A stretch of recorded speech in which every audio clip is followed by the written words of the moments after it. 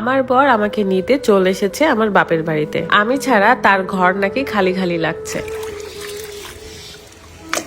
জামাই যখন চলে আসলো, শাশুড়ির হাতের তো রান্না খেতে পারবে না, বউয়ের হাতেরই খেতে হবে। এই কারণে তার জন্য মাটির চুলায় হাঁসের ভুনা রান্না করলাম। আসসালামু আলাইকুম, কেমন আছেন সবাই? আশা করি সবাই অনেক ভালো আছেন। আলহামদুলিল্লাহ, আমরাও ভালো আছি। আমার হাতে একটা পাতি হাঁস দেখতে পাচ্ছেন। আমাদের গ্রামে এই ছোট হাঁসকে পাতি হাঁস বলে, আর বড় হাঁসগুলোকে রাজহাঁস বলে। আচ্ছা, আপনাদের পাতি হাঁস ভালো লাগে নাকি রাজহাঁস? আমার তো দুইটাই ভালো লাগে। কথা না বাড়িয়ে কাজে চলে যাই। তার যাওয়ার কথা ছিল সকাল সকাল, কিন্তু সে এসেছে 12:30টার দিকে। তো কি আর করবো, মাংসগুলো ভালো করে কেটে ধুয়ে নিচ্ছি আমি।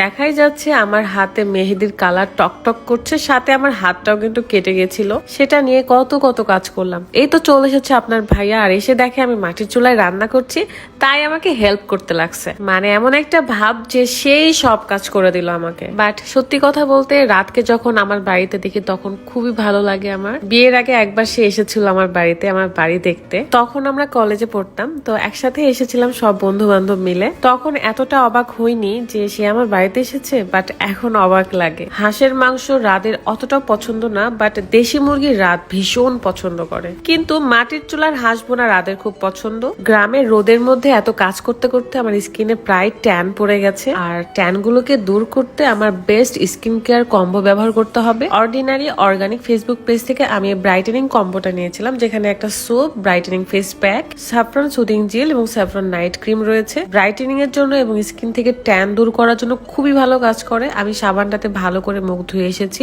এবং ব্রাইটেনিং ফেস প্যাকটা স্কিনে অ্যাপ্লাই করা শেষ। অর্গানিক প্রোডাক্ট দিয়ে স্কিন কেয়ার করতে আমার অনেক বেশি ভালো লাগে, আর ফেস প্যাকটা অসম্ভব ভালো।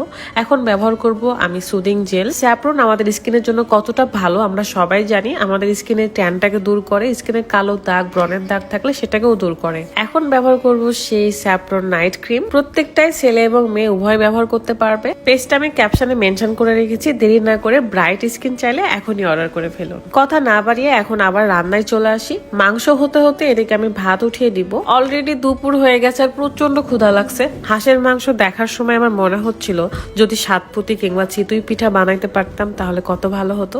বাট রাত অনেক তাড়াহুড়ো করছিল, বলছিল তাড়াতাড়ি বের হও, বাসায় কাজ আছে, রাজশাহীতে যেতে হবে, এই সেই।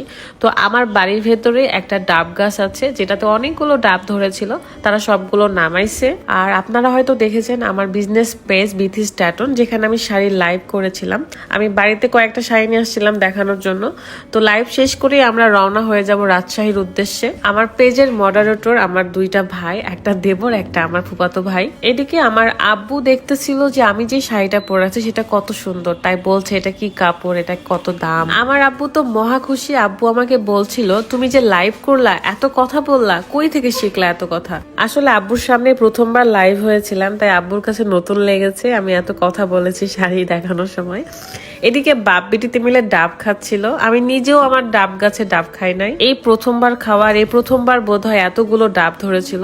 তো বাপের বাড়ি থেকে অনেক কিছু এক বস্তা নিয়েছি, তারপরে গাড়ির কাছে চলে আসলাম। আজকের ওয়েদারটা এত বেশি সুন্দর ছিল, দেখেন আকাশটা। আর এই যে বড় একটা খড়ের গাদা দেখতে পাচ্ছেন, এটাকে আমাদের গ্রামের ভাষায় বলা হয় খ্যারের পালা। খড়কে গ্রামের ভাষায় খ্যার বলে। তারপর আব্বুকে বিদায় দিয়ে আমরা রওনা হয়ে যাই। আমি তো পুরা রাস্তা আকাশ দেখতে দেখতে আসছিলাম, এই বুঝি বৃষ্টি আসবে, এই বুঝি বৃষ্টি ঝরে ঝরে পড়বে। ওমা, কেশরহাট এসে দেখে এত জ্ঞান, এখানে আমরা মনে হয় 1 ঘন্টার মতন জ্যামে ছিলাম। এখানে একটা বড় মাঠে মিছিল হচ্ছিল, মিছিল না ঠিক সভা হচ্ছিল। আর এখানে রাতকে সবাই চিনতে পেরে যায়, তো সবাই এসে এসে দেখছিল। আর পরে দেখি এই ভাইয়াটা সেলফি তোলার জন্য চলেই আসে। দেন ভাইয়ার সাথে রাদের মোলাকাত হয়। যাই হোক, সব গ্যাঞ্জাম পেরিয়ে রাজশাহীতে আলহামদুলিল্লাহ পৌঁছে যায়। অ্যান্ড রাজশাহীতে আসার পর লাইট গুলো দেখতে এত সুন্দর লাগতেছিল, তার মধ্যে আকাশ, মনে হচ্ছে আকাশ যেন আমার গাড়ির কাছে, আমার গাড়ির মধ্যে চলে আসবে। বললাম না, আমি মনে হয় পুরোটা রাস্তা আকাশ দেখতে দেখতে এসেছি। তার মধ্যে লাইটটা কত সুন্দর লাগতেছিল। আমাদের রাজশাহী শহরটা মাশাআল্লাহ অনেক অনেক বেশি সুন্দর। তো সবাই ভালো থাকবেন, সুস্থ থাকবেন। আল্লাহ হাফেজ।